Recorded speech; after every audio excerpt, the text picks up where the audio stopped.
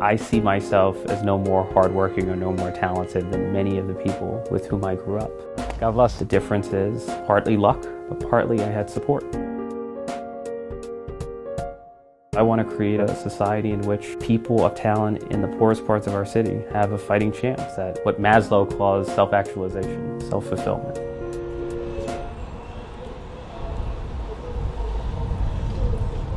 We tend to romanticize New York City, but it has its share of challenges.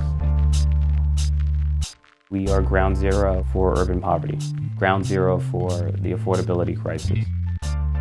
We know that we cannot save the world, but we have a basic confidence in our capacity as change agents.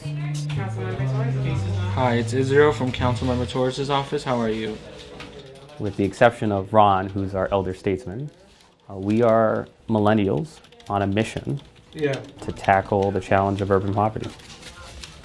I had a high school coach who always used to tell his Bronx students that they needed to work hard and go to college so they could get out of the Bronx. My family, my neighbors, they deserve respectable living conditions and good jobs just as much. So it was more about, helping back the community than just wanting to leave. Poverty is not an abstraction to my staff and me. Like, where did the day go? I've lived in the Bronx my whole life. And since my mom had to maneuver this system by herself, I had to go through this. And I'll follow up on the heat and hot water issue, okay?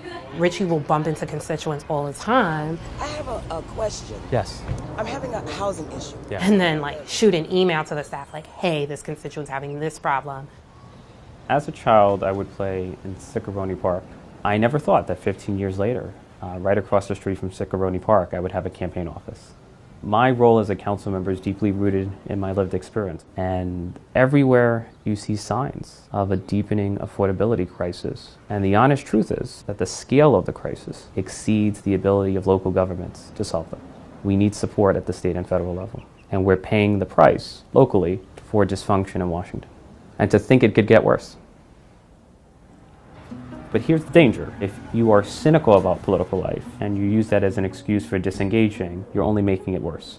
If you do nothing, nothing will change. How are you? Good to see you. How's everything? I've seen you too. It's possible on foot. I got people from Italy. They wanna... From Italy. Hey, let me tell you, I only can say good words on this gentleman.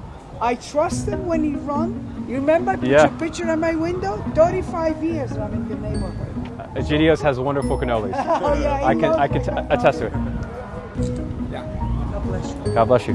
Arthur Avenue is one of the few resilient neighborhoods in an ever-shifting world. So Madonia Bakery dates back a century. You have Tito Brothers that dates back more than 100 years.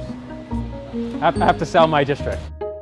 So I'm Afro-Latino, low income. I was LGBT in the Bronx. But of all the biases that I've had to encounter, ageism is by far the leading. Look, there were people who had low expectations of me, and I thrive on low expectations. I have been underestimated at every point in my life. I have been told that I will amount to nothing, and I have exceeded those expectations. So I will gladly suffer the low expectations of all the ageist in the world. What motivates me is the possibility of progress, is that what I'm seeking is not perfection, but progress. Even amid the magnitude of these challenges, I as an elected official can have some impact in moving the ball forward and making progress and improving people's lives. But the quote that I keep repeating to myself is, if I did nothing, nothing would change. And I have to do something.